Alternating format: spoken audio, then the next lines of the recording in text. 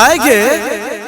एना क्या चले छी अपन चढ़ल जवानी में दुपट्टा हटा कर आए रे जवानी हमर हाँ। दुपट्टा हमर अच्छा तोरा बात के की जाय छ रे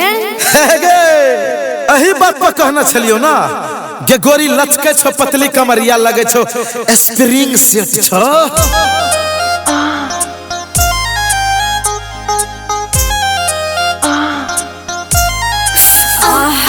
देहिया हमर टूटे लगले दर्द पोरे पोरे उठे लगले सचिया पसुतबे के दहिया दर्दिया मिट तोरा तहिया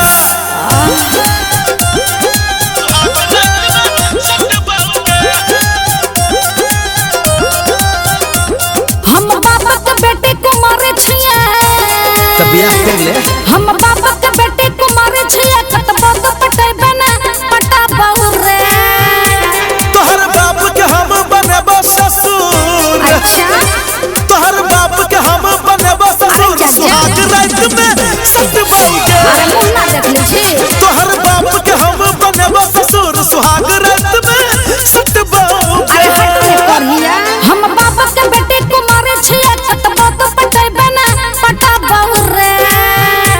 तोहर बाप के हम बनेबो ससुर सुहाग रात में सतबौ के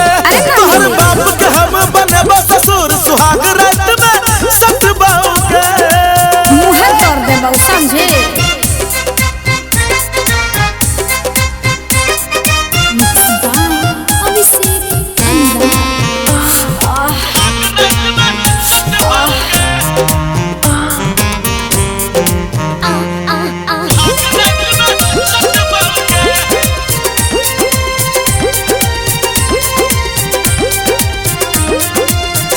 हमर करेजा हनीमून मनाबा जेबगे अच्छा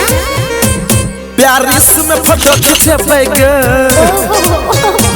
सुन लड़का तू आवारा रे रह जाबे तू कुंवारा रे मिलतौ में एहन दुल्हा गे कहियो न फुकेबो चूल्हा गे छै गली गली में चर्चा रे छै लाखों हमर पर खर्चा रे तोहर प्यार के हम पुजारी छियो तोरे नाम जमाला जपबौगे तोहर बाप के हम बनेबो ससुर सुहाग रात में सतबौगे तोहर बाप के हम बनेबो ससुर सुहाग रात में सतबौगे मुंह तोड़ देबो बुझली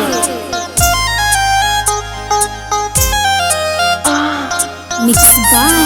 अविश्वास अनुराग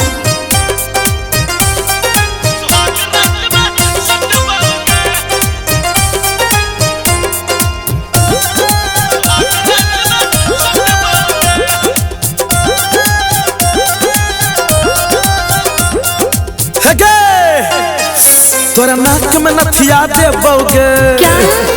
अच्छा और झुमका किन देबौगे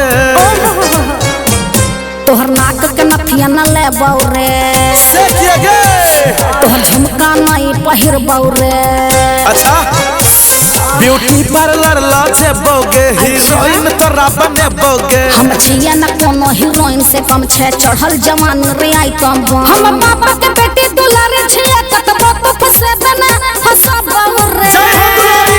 तोहर बाप के हम बनेबो ससुर सुहाग रात में सतबौगे तोहर बाप के हम बनेबो ससुर सुहाग रात में सतबौगे बुझले कता सुहाग रात लंदन पेरिस